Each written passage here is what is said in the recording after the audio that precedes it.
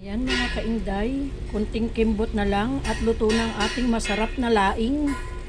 Laing na gata. Yan, yummy yummy na po. Gusto mo maging mayami ang iyong laing, kailangan mo wag tipirin sa gata. At kailangan in po para masarap. Yan.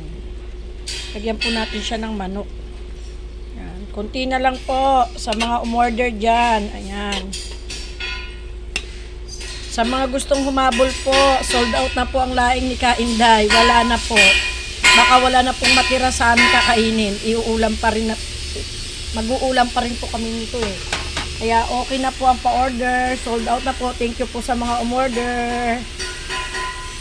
God bless at all sa ating lahat. Bye-bye. Ingat ang lahat. Thank you for watching mga kainday.